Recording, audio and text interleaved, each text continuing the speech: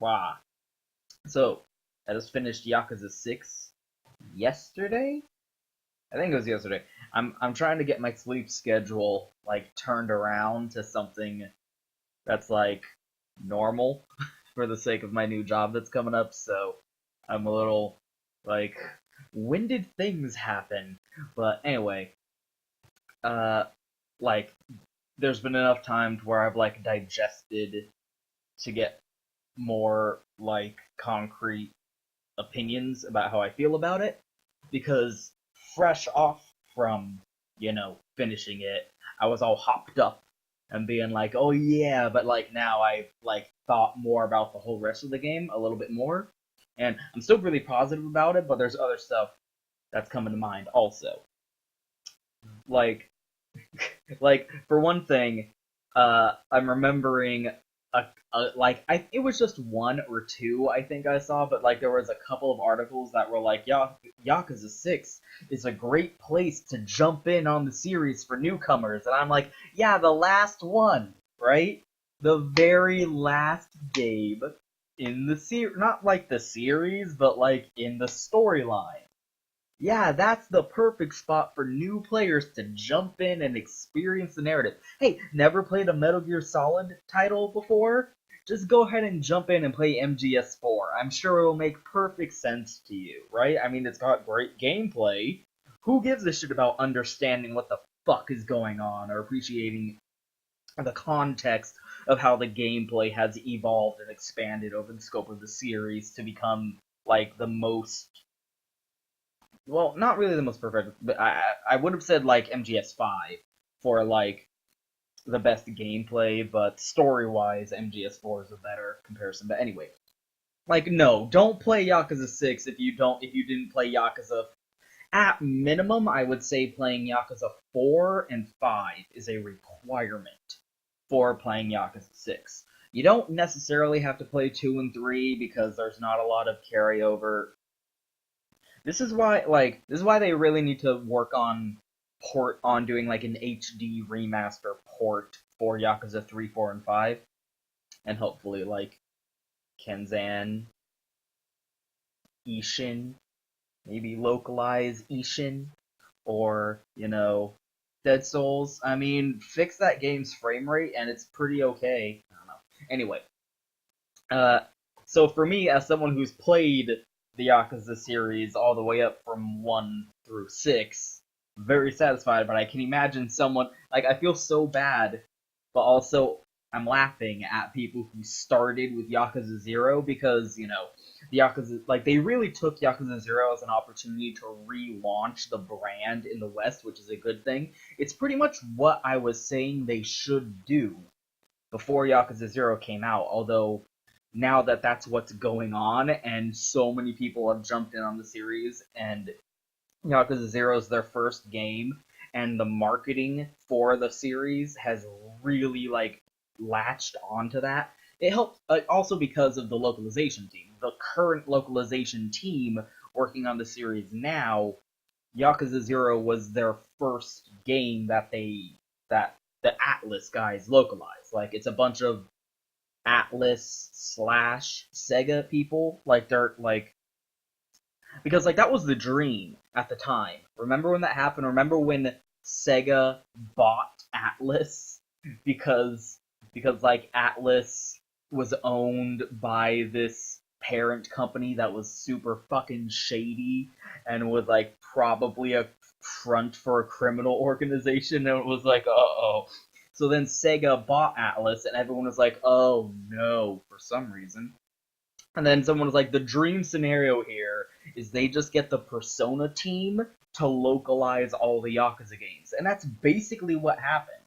They got people who worked on the Persona games localization in the past and pretty much brought them into the Sega offices and said, okay, localize the Yakuza games. So that's what's been happening. And the first game they started doing that with was Yakuza 0. So from a marketing perspective and from the current team bringing the games over to the West, it makes sense to like latch on to 0 especially because like it's a prequel game, so it feels like this is a perfect opportunity for new people to jump in because oh, I've never played any of these games before. Let's play the one that's a prequel, so it doesn't have this decades worth of storyline behind it that you need like to watch like a 10-minute video explaining what happened in the last three games in order to understand what's going on. Even though I would argue that you're missing out if you play Yakuza 0 without having played the previous games because there's a lot in there that's kind of dependent on you knowing what the fuck is going on. I mean, Yakuza 0 wasn't written as the first game in the series. It was written as the game that came out after Yakuza 5. So if you're playing Yakuza 0, the story kind of assumes you've played Yakuza 1, 2, 3, 4, and 5, and that 5 was the last game you played. But, like, that stuff aside, it makes sense that people are jumping on here, and it makes sense that Sega is really, like, latching on to that as an element of the marketing, and it makes sense that the team who's currently localizing it has an affection for that place in the franchise, since it's where they started working on it. But and it's what I said they should do, so I feel vindicated a little bit.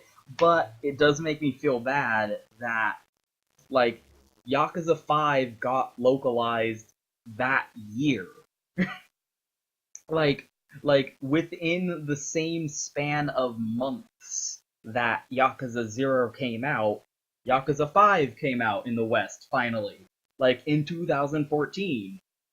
After waiting like 2 or 3 fucking years, Yakuza 5 came out in the West, and it's I think it's the best one so far. Although, yeah, like so far, I would still say that I like Yakuza 5 the most.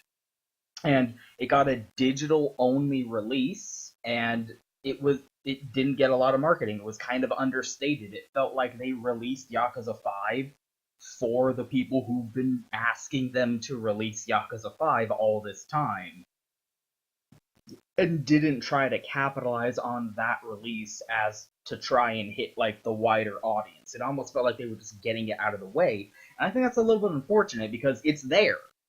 Yakuza 5 is there. You can get it. You can play it in English, and it's great. But like everyone kind of passed that one over and started with Yakuza 0 because that was the one where they really started, reinvigorating the series in the Western market. Which again, makes sense. I'm glad they did that. But if you're going into Yakuza 6, you're kind of not going to know what the fuck's going on a little bit. Just in a couple of things, though. Like the ending, one of the parts of the ending, it is like, here's what the Tojo clan is doing. And I'm really glad that, like, finally, the Tojo clan is being left in a place that I feel like it should have been at for, like, since Yakuza 4. Because the ending of Yakuza 4 is Saejima being like, yo, let's get back into it, and it's like the Saejima family coronation, and there's this big implication that Saejima is gonna be a part of the Tojo clan now. And then you get to Yakuza 5, and it's like, oh no, he's going back to prison.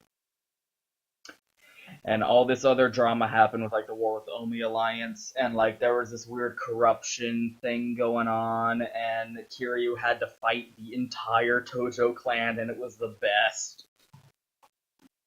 But like it in terms of like where the Tojo clan is as an organization, it felt like it was spinning its wheels. And then the same thing kind of happened with Yakuza 6 here, where the beginning of Yakuza 6, Saejima goes back to prison, so he's just out of the story, and then the first thing you hear about Daigo and Majima is they got arrested too, so they're not even in the fucking game.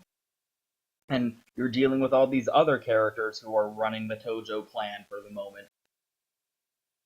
So then by the end of the game, it kind of like wraps that up, and it shows like Daigo's out of prison, Saijima's out of prison, Majima's out of prison. They're all in a limo driving to Tojo HQ, being like, "We're gonna fucking run this shit." And like the last camera shot we see is the three of them walking into Tojo HQ, being like, "We're gonna run this shit." And I'm like, I'm glad we're finally there. I'm glad we're finally at the place we've been trying to get to since Yakuza 4, but couldn't for some reason. I'm sure the next chronological entry in the series will fuck that up somehow too. But anyway, like, that actually ties into something else, which is like, I'm really glad that Yakuza 6 had the confidence to just be its own story. Because there was this big concern that they would, like, I mean, it's a weird kind of like disconnection because there is this new appreciation for the series in the West based almost entirely on Yakuza 0 and to a lesser extent Yakuza Kiwami. So like Majima's status as a meme character has just blown open because of his playable status in Yakuza 0 and the Majima Everywhere system in Yakuza Kiwami. So you're like, oh, I really hope they don't like just, fall into that and just pander and, do meanie fan service like that now.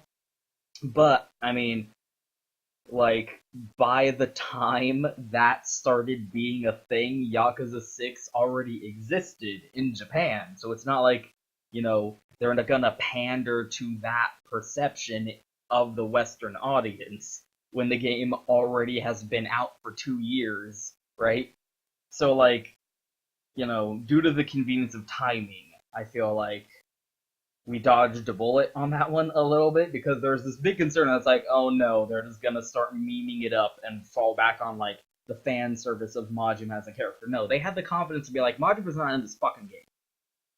This game is not about any of these old characters. It feels like a kind of like sweeping the slate clean, which is really cool because like the Yakuza series has done that before multiple times, and it makes sense that they've been doing it because like there's kind of three eras to the Yakuza series so far. There was the first era on the PS2 with Yakuza 1 and 2, and then there was the second era on the PS3, which started with Rigagatoku Kenzan, which is going to tie into something I want to talk about with Yakuza 6, but like it was really smart to do like a spin-off game using the Yakuza like characters and cast and gameplay system and all that, but it really allowed them to experiment with a new gameplay engine. Like they're like doing a new game on this new console for the first time,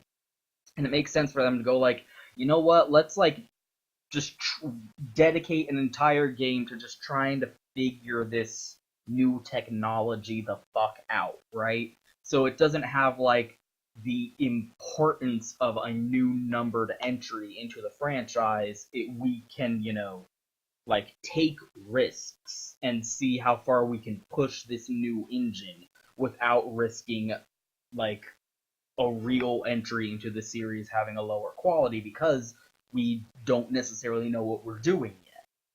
So then they had Yakuza 3. And if you play Yakuza 3, it is a separation from anything that happened in Yakuza 1 and 2. It kind of neatly wraps up hanging plot threads from Yakuza 1 and 2, but it goes in on this entirely new story with these entirely new cast and an entirely new location. Like the big new location in Yakuza 3 was I want to say Okinawa. Yeah, I think it was Okinawa. Anyway, uh like it just had its own story. So in a way, it almost feels like thematically Yakuza 6 is sort of spiritually in line with Yakuza 3 more than anything else. And then you had Yakuza 4, which also felt like a weird, like, fresh slate entry into the series because it introduces all these new characters and through their eyes as new characters reintroduces you to the series and the city and the world, which is also interesting. And then, like, I'm not sure if I should count Yakuza 5 as part of that era, because it started using this new graphics engine, but I feel like Yakuza 5 is part of the Kenzan 3, 4, and 5 era. And then you get to Yakuza Ition,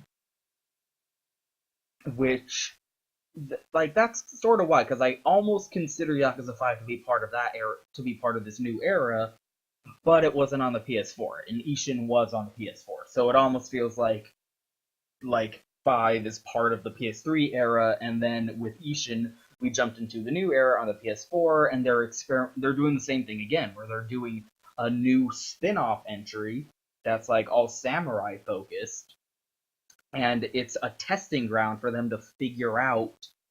It's not a different engine, but it's like a revamping of the same engine, so to speak. Like it has a new graphics engine, and it has all these different like gameplay tweaks to it, but it's not a completely new thing. It's more like an overhaul. It's hard to explain, especially since these engines don't like have names. It's not like you can go like, oh, it's the Hedgehog 2 engine, even though that's kind of what it is. Like they didn't rebuild it from the ground up, but it's kind of like a second version of that same engine. It's hard to explain, but anyway, Ishin was the same thing, where it was like, let's try a new thing with this new technology and see where we can push the limits, which allowed the thing that was really always really interesting about that is like for 3 games straight, they had finished Kiryu's story from Yakuza 5, because Yakuza 5 ends with like, is Kiryu fucking dead? Like the way, like the final shot of Yakuza 5 is like Kiryu like bleeding to death in the snow in Haruka's arms, and it's like, oh, he might be fucking dead, and it just kind of fades out, and it's like, oh, he's probably fucking dead. And then like, I don't know how many years, I think like 3 or 4 years went by. Yeah, 4 years. 4 years went by, and we never actually found out what happened, because Ishin came out, and that was a spin-off game, like a historical fiction game. And then Zero came out, and that was a prequel. And then Kiwami came out, and that was a remake of the first game. So like we didn't actually get that. That's why the ending of Yakuza 0 has like the "Where are they now" sequence at the ending, where it's like, here's what happened to all these characters. That's why Kiryu's page says his current whereabouts are unknown. And again, that's something that, like, if Yakuza 0 was your first game in the series, you're not going to get what that fucking means. You're going to think, like, oh, where is he? Like, I thought he went back to the Dojima family. What are you talking about? No, it's saying his current whereabouts, as in where he is circa 2014 when Yakuza 0 came out, 2 years after the events of Yakuza 5. Where the last time we saw him was, we don't know what the fuck's going to happen. His current whereabouts are unknown. Oh shit, where the fuck is Kiryu, right? So again, that's something that you only have that perspective if you played Yakuza 5, and you wouldn't get it if you just played Yakuza 0 as your first one. But anyway, I would say Ishin, 0, and Kiwami were another era. Arguably with 5 as part of that era also. And now, starting with Yakuza 6, we're going into this new era of the series going forward. Although, it was 2 years ago because Yakuza 6 came out in 2016. But that's where Yakuza 6 starts getting held back a little bit, because Yakuza 6 uses a completely new engine. Like, it's a complete revamp from the ground up, brand spanking new engine called the Dragon Engine. And you can see how a pattern kind of got broken here, where I guess they felt like they didn't need to do a spin-off game because there's no new console. They already did the spin-off game for the new console, for the PS4, but then they make a whole new engine, and they're like, whatever, we're still on PS4, we don't need to worry about it. I feel like they probably should have done another spin-off game just to, like, work out the kinks and the limitations of the Dragon Engine. Because they have this new engine now, they have the Dragon Engine, and they're doing a brand spanking new numbered entry into the franchise with a brand new engine that they haven't really worked out what the limitations and like optimizations of it are and could be. So there's a lot of weird things in Yakuza 6 where you're running around and you're like, why can't I go to the Champions District? Why can't I go to the Hotel District and see Kamurocho Hills? This is weird. Like there's just weird stuff that it's like, oh, they didn't finish putting that stuff in. Kind of, it feels like there's just stuff like that where it's like if they had taken the time to do another Kenzan or Ishin style spin-off game to really be like, okay, what can this new engine we've made do? And what can't it do? So that we know what to do for the next numbered entry into the franchise. As it is, they did the next numbered entry into the franchise, and while they were making it, they didn't know what the Dragon Engine could and couldn't do, which hampered them a little bit. You can kind of feel that.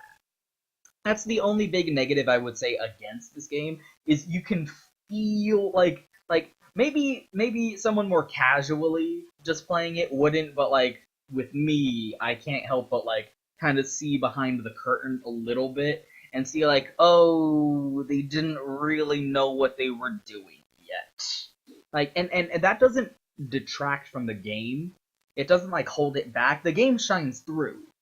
But I did feel that way where I'm like, it's not the they didn't really like they're bumping against walls here because they didn't know they were there until they got to that point and went, ah shit, we can't do that with this engine.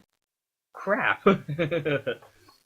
Or there might even be stuff that they could do with this engine that they didn't think to try because they were kind of restricted by this setting that like there it's in Kamurocho. I mean, there's a new location in the game. There's the Hiroshima district, but it's a really small new location also. So like I don't like I feel like maybe if like my suggestion was like imagine if they did that Hokuto no Ken, that Fist of the North Star game that they're doing now. Imagine if that was the very first game they made with the Dragon engine.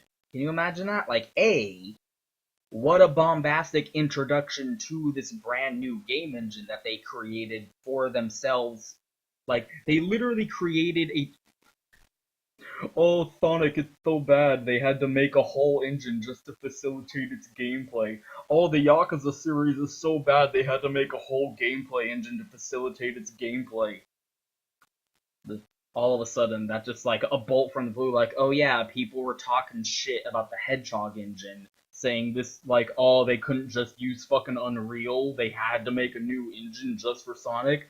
Oh yeah, they had to make the Dragon engine just for Yakuza. What a piece of shit series. Anyway. Oh my god, Super Bunny Hop's such a faggot ass fucking retard. Anyway. Anyway, imagine if like that was the introduction. Imagine if they came out and said like, here's our brand new game engine we made for our games. You can't touch it. You heard of the Fox engine? Heard of the Hedgehog engine? This is the Dragon engine, motherfuckers. Someone make the Tiger engine.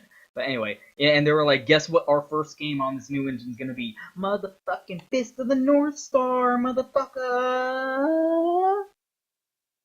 Like that would have been pretty like, oh shit, like wow, they're making a Fist of the North Star game in motherfucking the year of our Lord 2017, 2018. At the time it might have been 2016. I don't know. Don't even fucking question me on this shit. You get what I'm saying.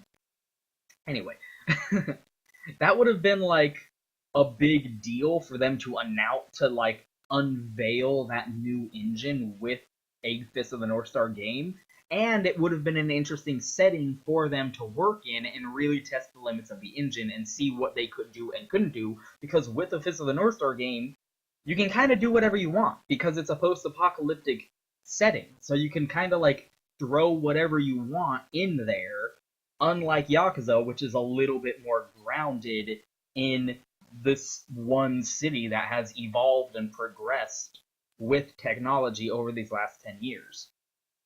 So because like Yakuza 6 is set in Kamurocho, I feel like they didn't really like try and push the limits of what they could do to find out what they were until they ran up against them accidentally and went, oh no, we can't do that shit. I hope what I'm saying makes sense a little bit. Anyway, like that's the only real thing. But like I said, like that's not a big problem. Only I noticed it because I'm kind of, I kind of look for those things.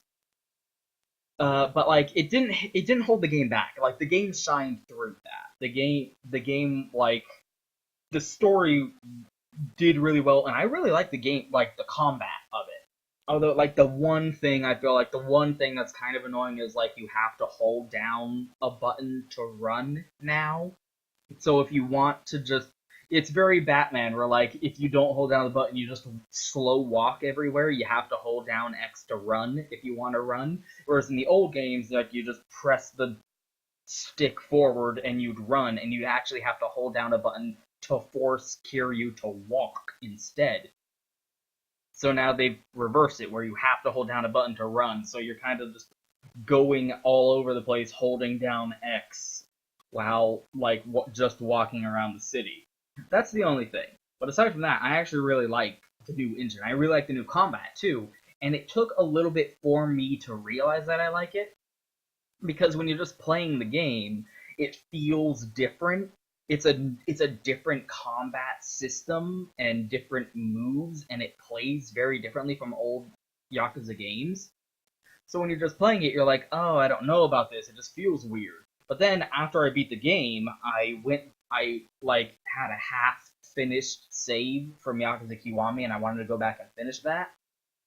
So I went back and like started playing Yakuza Kiwami again, and oh wow, going back from Yakuza 6 to Yakuza Kiwami, which uses the Yakuza Ition gameplay, it's like fucking feels really weird. It's fucking me up. Like the muscle memory is very different, and it feels really stiff in comparison. Like compared to Yakuza Kiwami and Yakuza 0, Yakuza 6's combat feels a lot smoother and more fluid. It feels a little bit more organic. It again, I feel like it suffers a little bit from them not really pushing the limits of what they could do with the Dragon engine, and not like experimenting, or knowing that they, or feeling like maybe they couldn't experiment. But in terms of like, press the XXX to the YYY, it just feels a lot fucking better in a lot of fucking ways that are hard to articulate. But I feel like if you go from one to the other and back to the other, you really get an appreciation for it. What was I talking about? I was talking about the story is kind of, so it's sort of a spiritual successor to Yakuza 3, because it's like the first numbered entry with the new gameplay engine. It's emphasizing the orphanage as a key aspect of the story, and like Kiryu's relationship to Haruka. The big draw is it has this kind of like coastal location as the primary addition to the setting for this game. Like Yakuza 3 had Okinawa, and Yakuza 6 has Onimichi in Hiroshima. So like there's just a lot of parallels between Yakuza 3 and Yakuza 6, even down to the story. Which in Yakuza 3, it almost felt like they were deliberately trying to avoid falling back on characters and trends that were introduced in Yakuza 1 and 2, and trying to introduce a lot of new things. Like, it introduced the weapons dealer, what's his name? Something. Anyway, it introduced like this weapons dealer who becomes a little bit of a minor and reoccurring character in the next couple of games. It introduced this new trainer for Kiryu who kind of replaced Komaki, but then Komaki shows up again later when he goes to Kamurocho.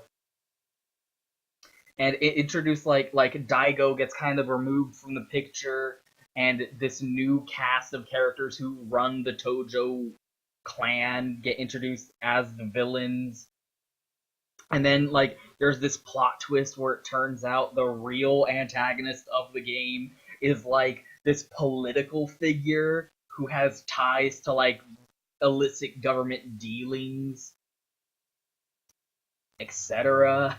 It brings back, like, Fuma, not Fuma, like, Kazama, but back in Yakuza 3, they were still translating his name as Fuma. And then in Yakuza 4, they started translating him as Kazuma. It was really awkward.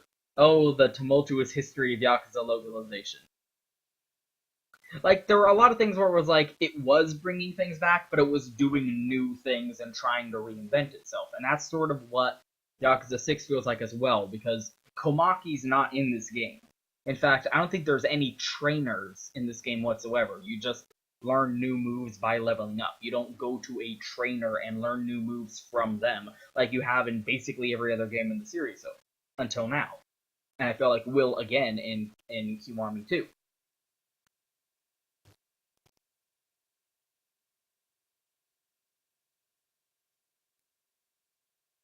Oh, and Yakuza 3 like introduced like this new minor Yakuza group, like the Okinawan Yakuza, and they became kind of major players in that game's story and then were never mentioned again. And the same thing happens in Yakuza 6, where you get introduced to the Hiroshima Yakuzas and you get involved with them and they become like the main characters of the plot going on in the game, with the conflict going on in that story. And like, again, I almost feel like if you started with Yakuza 0, you might be like, what? Like, why aren't we like dealing with stuff from these other two games that I know? Like, even like, is this stuff following up from Yakuza 5? Like, if you did play Yakuza 5, you know it isn't. So fuck you. Play Yakuza 5. Like, no, this is just what the series does. Like, it has the confidence to go, like, we're not, like... It's sort of the opposite of Metal Gear, where Metal Gear, like, tells a conclusive, finished story with every single game, intending that game to be the last game in the franchise, which is what Yakuza does too. But then, it gets super successful. Like, every single one of these games is written as the last game in the series. They don't write these games with sequel hooks in mind and go like, okay, we'll follow up on this in the next game. They finish the game and then go, oh cool, that was profitable, let's do a new one. And they expand on the gameplay and bring back stuff they liked from the previous game and decide to follow it up in interesting ways if they feel like it. Whereas with Metal Gear, like, every game was supposed to be the last one in the series, and he didn't want to make a new one, but he was forced to because the last game was so successful.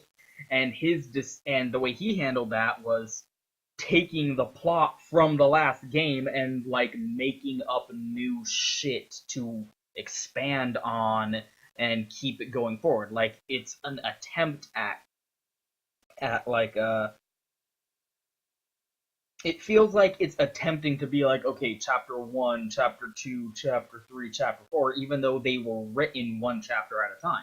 Whereas with the Yakuza games, they go like, okay, that story is finished. We told that story in that game, oh cool, we're making a new one, let's tell a brand new story. Or they're not bothering to try and follow up a continuous narrative, although there does end up being one, they just try to tell a new story with each game.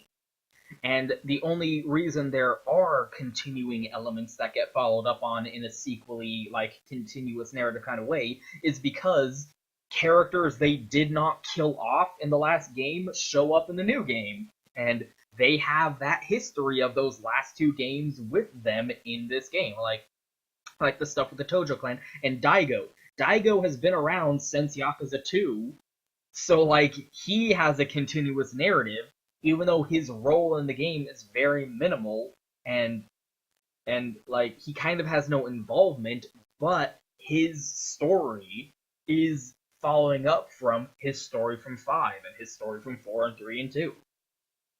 But he's not who the camera is following. He's not part of the plot. He has his own evolving character story. But the story of the game is focused on this completely new plot that has nothing to do with what's come before. Really. Like, it's almost like, it's sort of like a TV show might be, if that's a good comparison. Like, or maybe more like a comic book, I guess? Or, what's a good compare? Or maybe like an anime. Yeah, or a manga or something like that, where it's like every new storyline is about that storyline, but it's the same characters and they are evolving and growing and progressing throughout each storyline, even though the story that they're dealing with is self-contained. Like, like take Dragon Ball Z, I guess, because that's the most mainstream possible comparison I can use. The storyline of like the Cell Saga follows like reincorporates stuff from the Red Ribbon Army way the hell Red Ribbon Army back in Dragon Ball, put it self-contained in what its narrative is, and like after it's concluded, and like it's not following up on shit from Frieza's arc. It opens with concluding stuff from the Frieza arc, but that's not what the rest of the story is about. And then you finish the Cell Saga and you go into the Boo Saga, and it's like nothing from the Cell Saga carries over. We're not dealing with the fallout. We're not dealing with like leftover continuous elements that like are still progressing as an issue. But the same characters who were involved in the Cell Saga continue to exist in the Boo Saga, and they have changed. Their story, their personal character stories progressed, even though the like conflict that they're dealing with has nothing to do with the conflict that came before. I guess that's sort of the best way I can explain it. I'm sure there would be a better way, but I'm tired and hungry. So fuck you.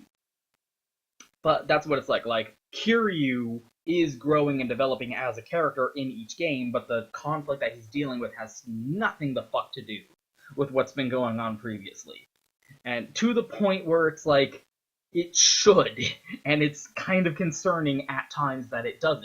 Like, the big plot conflict in Yakuza 5 was they're gearing up for a war against the Omi Alliance because the current chairman of the Omi Alliance is gonna fucking die of old age, and no one knows who is gonna replace him, and no one knows what they're gonna do. It's very clear war is gonna break out, so that whole game is like, deal with this, like, like, like encroaching gang war that's gonna rip the country apart, and you're sitting there going like, what the fuck happened to the characters from Yakuza 2? There were like there's like 5 characters from Yakuza 2 who were in the Omi Alliance that we know did not die in Yakuza 2. Where are they? What are they doing? Who is this new old guy? Like there was a chairman of the Omi Alliance.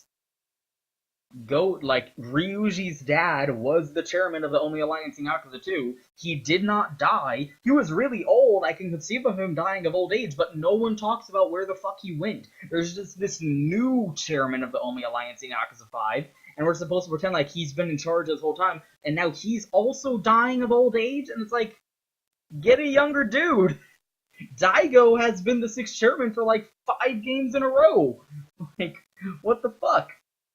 How is the Omi Alliance going through 2 different old guys who are now who both had issues of dying of old age, between like with 3 games in between that? Like that's one of those examples where like Yakuza 5 is a self-contained narrative that has nothing to do with the plot of Yakuza 2, even though it really fucking should, considering what they're doing with that plot.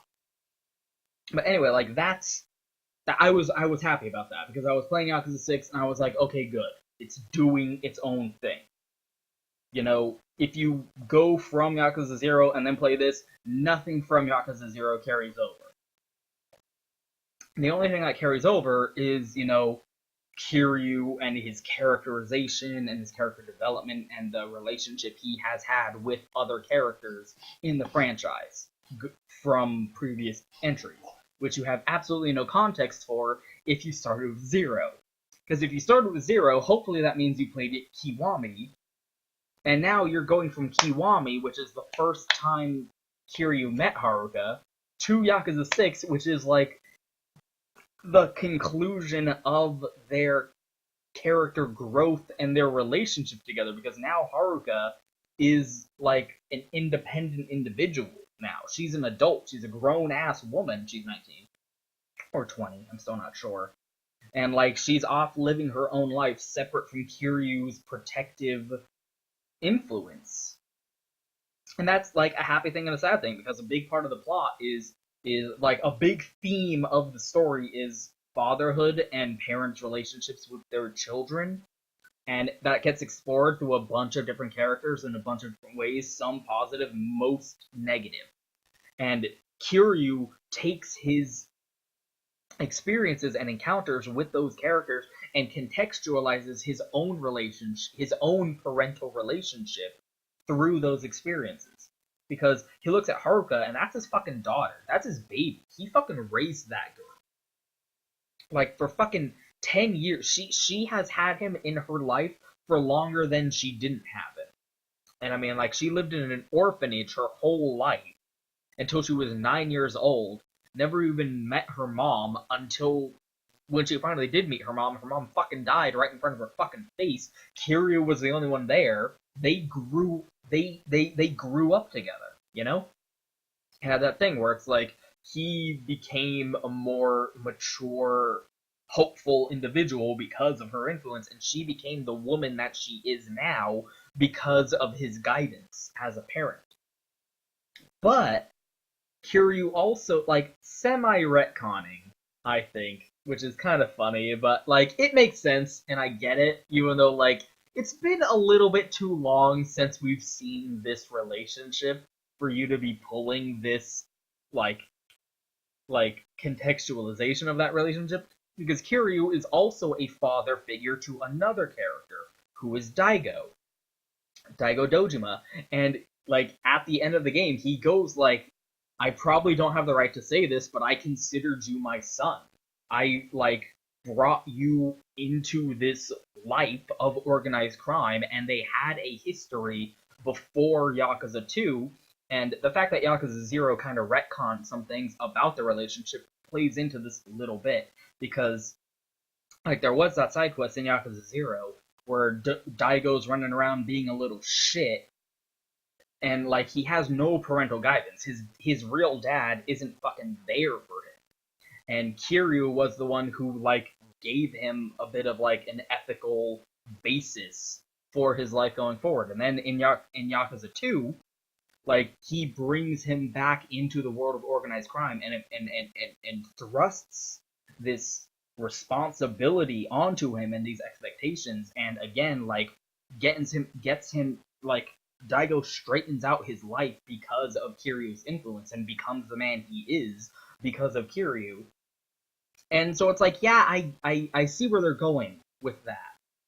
And then, like, you also had Yakuza 4, where Kiryu's final boss in Yakuza 4 was Daigo, because Daigo made some fucking mistakes and did some dumb shit things and was an antagonist in that game.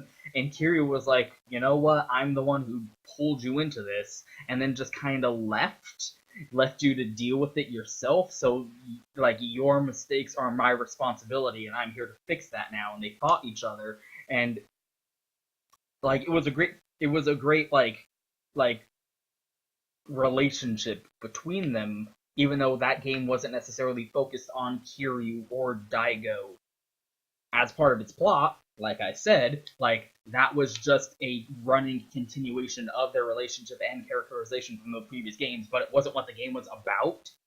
So the fact that this game, which is about fatherhood and about parental bonds with between parents and children, and what those bonds mean, and whether or not, you know, blood relation has anything to do with them.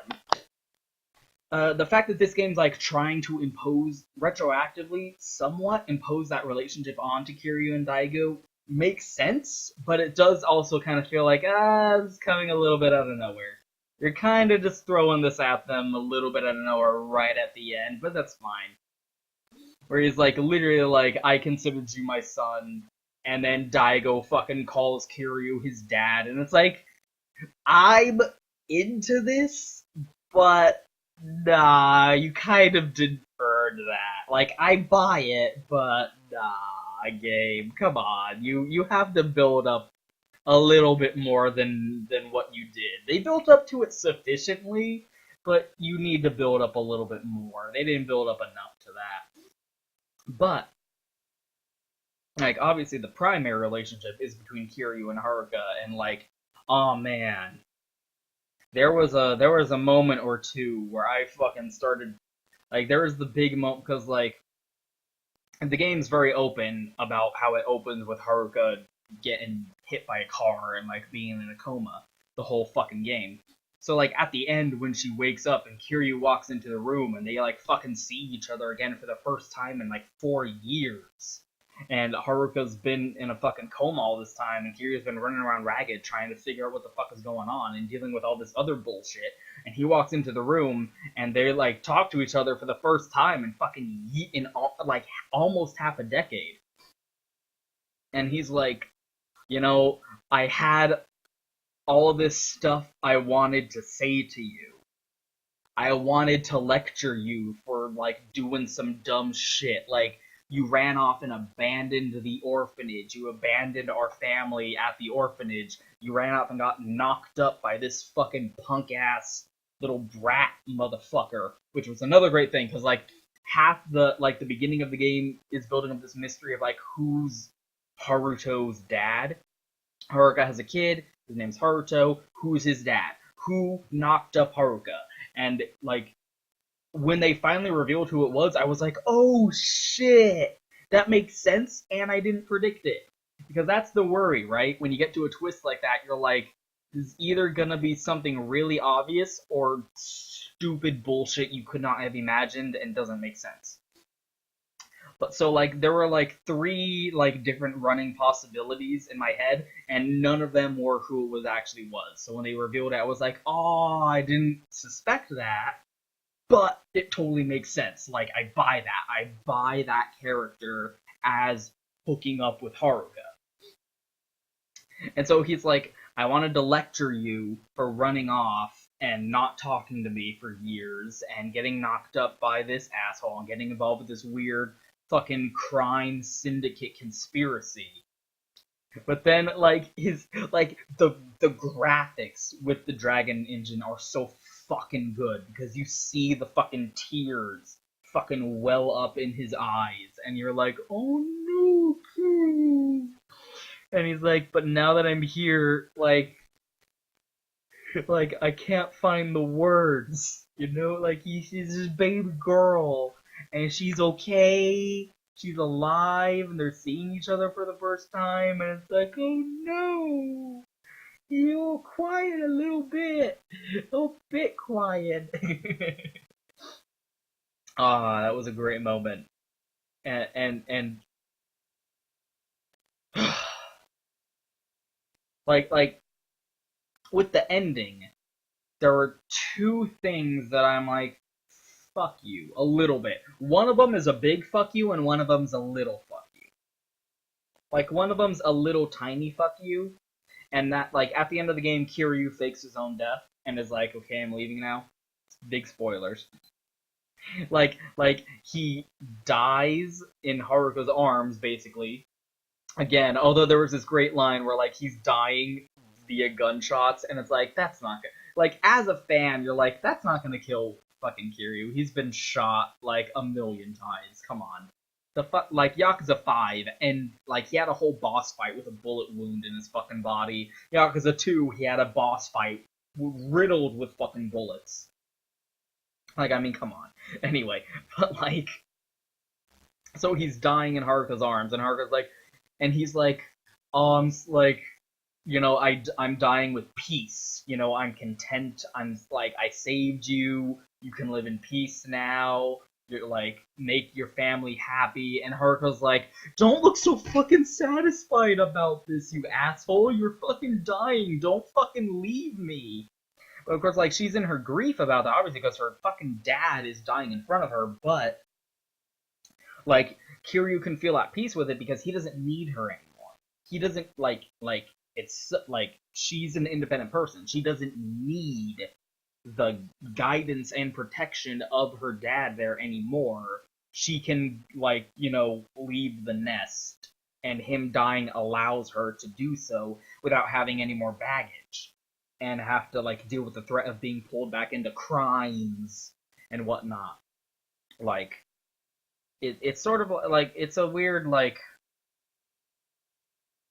I don't know what you'd call, like, I don't know what the term for it is, but it's like a burying the father moment. I don't know. I don't know how to describe it. Like, I'm sure there's like a Campbellian archetypical word for what I'm trying to describe, but it's like thematically it's appropriate that like he's dying and allowing her to continue her life as an independent adult now without that parental guidance anymore from a story perspective. But like I said, he faked his own death and he's not dead, and he's like, okay, bye, and I'm gonna allow my fucking daughter to think I'm dead now, and it's a little bit like, you can tell her you're not dead. Like, you can tell everyone else you're dead, but I feel like, tell your fucking daughter you're not dead, you asshole. Tell Haruka you're not dead. Like, it's kind of implied that she figures it out a little bit at the end, but it's sort of like, everyone else can think you're dead, but you have to tell your daughter you're not dead. Like, come on. She can keep a secret. And the other, like, big fuck you of the ending is, like, there was a minor character who was kind of a part of the plot, but she was, like, a secondary character to the plot. And there's this big moment which you see in another, like, little gameplay video that I'm gonna upload. I haven't yet, but it'll probably go up before this one, I'm not sure. Where, it's probably gonna go up after this one, where like, she gets killed, like, the boss fight, the guy in the white suit, like, he, like, kills himself to save her, but then they kill her anyway, and it's like, oh, dude, like, I was really impressed that they had the balls to kill that character off, and I was like, oh, wow, shit, like, damn. But then she's alive. And it's like, fuck you. Like, you kill this character off, and you have these emotions of that character being dead for both the audience and the characters, and then literally, like, 2 seconds before the game ends, in a post-credits scene, they're like, nope, turns out she's alive. Fuck you. You don't get to walk that back. You don't get to resurrect a character that you killed off in order to have, like, a happy ending for these characters. That's bullshit. Fuck you. Commit to the character being dead. Don't bring him back to life. That's stupid. Like, that was the only thing about the ending where I was like, fuck this. Suck my dick. But, and another thing about the ending is the final boss was really interesting because he was kind of a pussy. Like, that's a really interesting final boss because, like, the Yakuza games have, like, all kinds of final bosses. Like, the first game had Nishiki as the final boss, who was a character that, like, had, like, familial, like, a background relationship with Kiryu, so there's a lot of, like, personal investment and emotional investment in that fight. And then there was Yakuza 2, which, like, had the rival character, like, you fight Virgil. Like, you have the Virgil boss fight as the final fight of Yakuza 2. And then you had, like, Yakuza 4, which was, like, a big group boss fight. And then you had Yakuza 5, which had, like, the coolest, most, like, knockdown, drag-out, bare-knuckled boss fight in the series, even though the character was against was kind of like, eh. You're trying to build up this character as a legitimate final boss, and it's not quite working. So then, that's why I think the boss fight to this one is interesting, because, like, Yakuza 5 had this character who's trying to build him up as the final boss, as a legitimate threat, and it's like, no, he's not. I don't buy this guy as the final boss. The final boss was great, but I don't buy that character as the final boss. And then you get to this game's final boss, and you're like, I don't buy this guy as the final boss either, and neither does fucking Kiryu. Kiryu's literally going like, you are the pussiest final boss I have ever had to deal with. I am so not impressed. I am not threatened by you at all. Kiryu goes into that final boss being like, I'm just gonna mop the floor with this candy asshole. It's fucking hilarious. Like, the only reason it's a, like, even fight whatsoever is because Kiryu was, like, half dead going into it. Like, he's literally had his skull fucking caved in with a fucking, like, an iron pipe. And he's still getting up like, you're nothing to me, dog. You're fucking nothing to me. Like, it's really interesting to have a final boss that's such a fucking pussy that the main character is like, this guy is not a threat to me. I'm not concerned. I'm going to win this final boss fight, no problem. That's really fun. That's really interesting. We haven't had that before, and it like I buy those emotions going into this final boss. I'm not going into this final boss being like, ooh, am I gonna make it? Like I have been with other final bosses in the series. I'm going like, fuck this guy, let's wrap this up and go home. And Kiryu, the main character, is going into that final boss with those exact same emotions. Like, fuck this guy, let's just get this over with, right? That's the emotions Kiryu is going into this final boss fight with. And as an audience member, as a player, that's also the emotion you're going into there with. So it really matches up and is interesting. That's not a feeling you have about final bosses very often. And if you do have that as you're feeling going into a final boss, usually the game isn't in on it. Because you'll often have final bosses where you as a player are going like, fuck this guy, he's a pussy, I'm gonna whoop his ass. But the game is like, no, dog, it's this very serious threat. And the characters on the screen are like, oh no, I don't know if we'll win. And you as a character are like, you as a player are like, I'm not threatened. So to have the game admit that and literally have like the mission objective in the upper corner of the screen go, defeat final boss, he is nothing to me.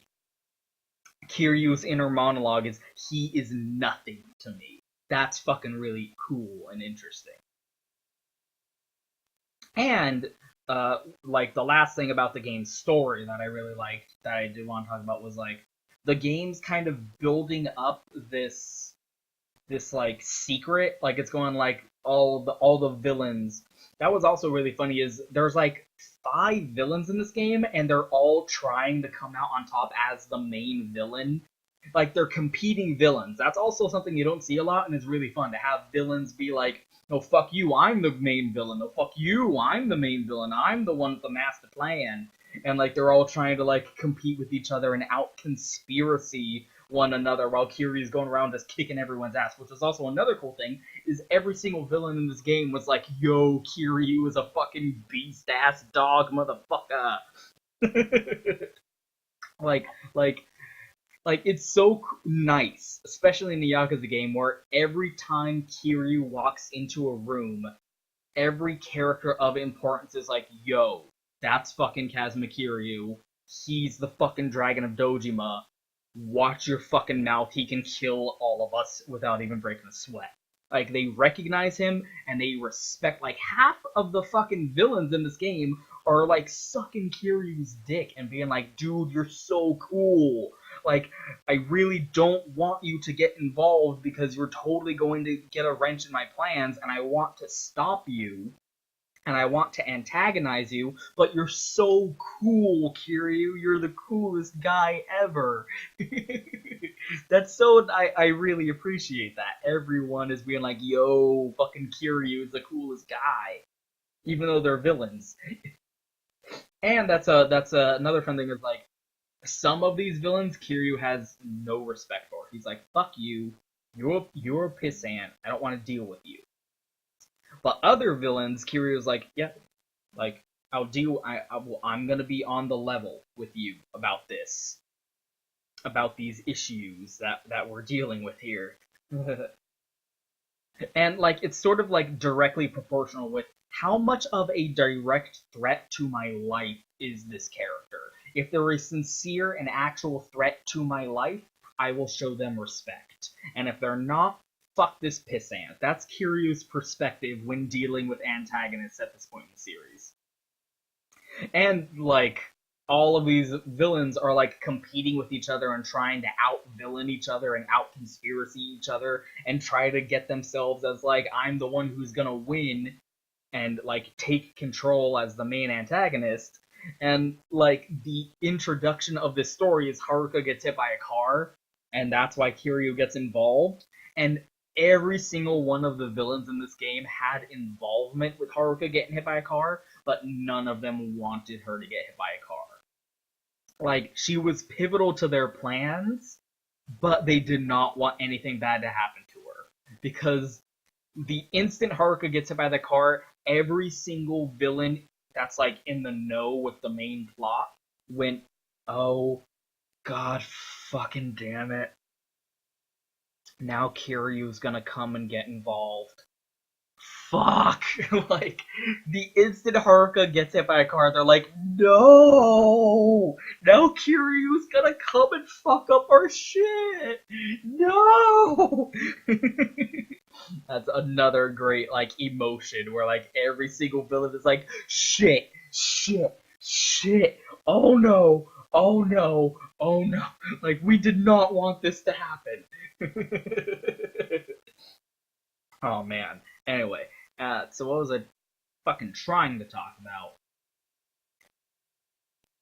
Oh, like the game's building up to like this, like the secret, like all the like the main conspiracy that all the like successful villains are trying to hide, and becomes sort of the crux of the climax as the game goes into its second act. Is like there's a big secret in Hiroshima and it's gonna blow the lid off of fucking everything, and it's super important, and they've murdered like hundreds of people to keep this secret under wraps so no one would find out about it. And you're like, you're really building this up?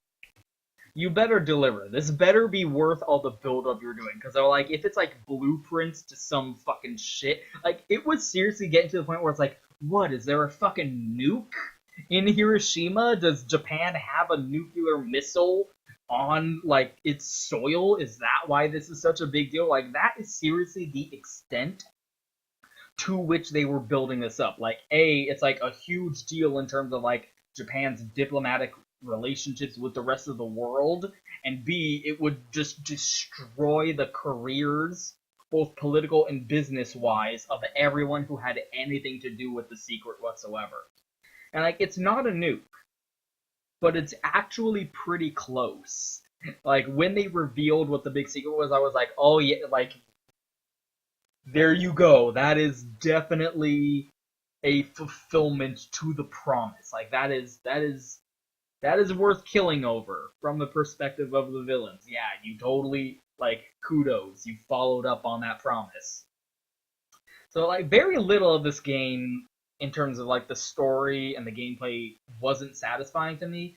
But I would also say, like, it didn't excel in any particular way either. It didn't, like, it was a worthy, like, okay, bye-bye Kiryu. We're not gonna see Kiryu Kazuma anymore. And I'm okay with that. Like, this was a worthy, like, I feel satisfied that Kiryu Kazuma's story is over and he's not going to be involved with the Yakuza series from here on out. I'm ready to see the rest of this series without Kiryu Kazuma in it. But it didn't go, like, to the next level as, like, yeah, this is, like, the next step for the Yakuza series either. Because there were other games, like Yakuza 2, for a long time was like, this is fucking it here, dog. This is the fucking peak of the series. And that was like the second game. And then, like, compared to that, Yakuza 3 felt like it was spinning its wheels. And then you get to Yakuza 5, which we didn't get that until way later. But I played Yakuza 5 and I was like, this is it. This is at minimum on the level with Yakuza 2. Like, you've pushed the boundaries of what this series is successfully. And then you had Yakuza 0, which I don't think is on that level. I wouldn't put it up there with Yakuza 2 and 5, but everyone else really likes it, so, like, you did that for, like, you created that perception with that game. So, like, that's the only downside, is Yakuza 6 isn't that. Yakuza 6 isn't the next, like, boom, like, this game, you guys. Like, the only ways it is are because it's the first game with the Dragon Engine. But it's not like, what's the best Yakuza game? People are still gonna say Yakuza 2. People are still gonna say Yakuza 0, right?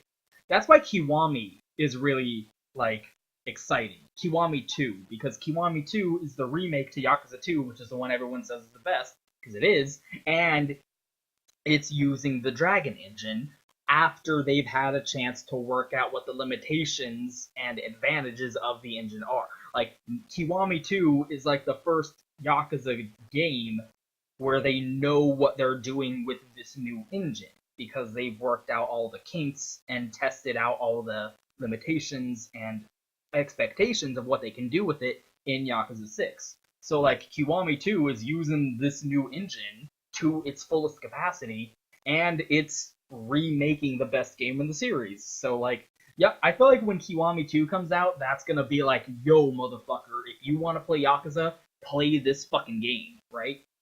But unfortunately, like, Yakuza 6 just isn't that. Like, if there were, if I was, like, putting chronology aside, my opinion is still play the games in order. Like, don't mix and match. That's weird. Play the games in order. Which one do you play first? The one that says 1 on the cover. Which game do you play second? The one that says 2 on the cover. Which game do you play third? The one that says 3 on the cover, you idiot. Although, again, Yakuza 0 totally fucked that up. But, like, if it was in terms of quality, like, if I had to rank them and be like, which are the games that's like, yo, the Yakuza series, man, you know? It would be, like, I would rank 6 down there with, like, Yakuza 3 and like, Yakuza 4, you know? Because, like, there's 2, there's 5, there's 0. I would actually rank Yakuza 4 a little bit over Yakuza 6. So, like, that's the only, like, downside I would say about the game. Like, it's not a bad game, but it didn't excel. And not necessarily that I was expecting it to. It did exactly what I was expecting it to do, but that's the only thing, is like, this isn't like it's consistently good, but it doesn't, like, peak. It doesn't peak over the other games in the series, that's all. Aside from that, still fantastic game. And, like, Kiryu is just a great character in this game. Like, this game definitely has the best Kiryu moments. Because there are so many moments in the game where Kiryu is like, I am fucking done. Like, I am so done. Like, Kiryu is just walking around this game going, shut up, I don't care.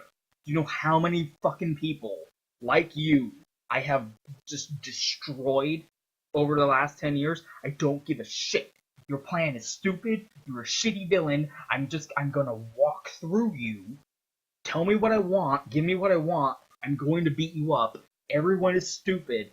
Why does this keep happening to me? There's sincerely a line in Yakuza 6 where a fucking attack helicopter starts chasing Kiryu around and shooting missiles at him, and Kiryu, with all the sincerity in the world, says, these fucking attack helicopters. Again with this shit.